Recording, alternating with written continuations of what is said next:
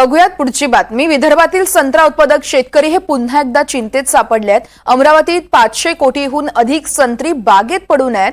बाजारपेठेमध्ये संत्र्यांची मागणी घटली आहे, त्यामुळे खर्चही निघत नाहीये, त्यामुळे शेतकरी हवालदिल झालाय। अमरावती जिल्ह्यातील चांदूर बाजार, अचलपूर, वरुड, मोर्शी या तालुक्यांमध्ये सर्वाधिक संत्र्याचं उत्पादन घेतलं जातं। बाजारपेठेत संत्र्यांची मागणी घटली आहे। दुसरीकडे मागील वर्षाचा गारपिटीचा 3 कोटी रुपयांचा विमा कंपनीकडे अजूनही थकीत आहे।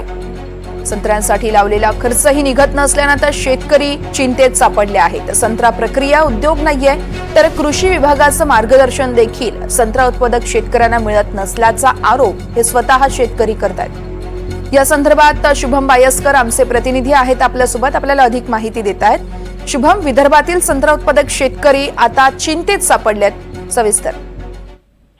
वर्ष आपण जर पाहिलं तर विदर्भात नागपूरला संत्र्याचं सिटी किंवा ऑरेंज सिटी म्हणून ओळखलं जातं।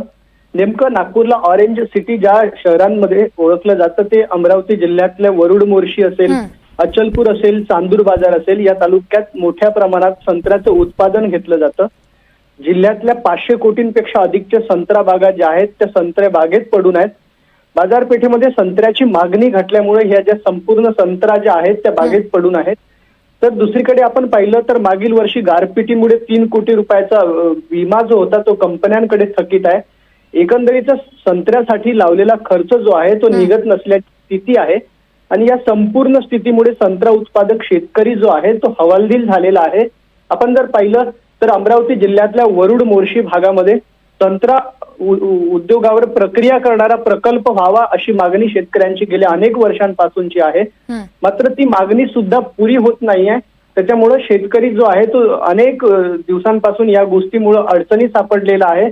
अनेकदा शासनाकडे ही मागणी रेटल्या जाते, मात्र याला अद्यापही यश नाहीये। वर्षा, निश्चितच त्यामुळे आता शेतकऱ्यांसाठी सरकारकडून काय उपाययोजना केल्या जात आहेत ते पाहावं लागेल। शुभम, धन्यवाद तुम्ही दिलेल्या माहितीसाठी।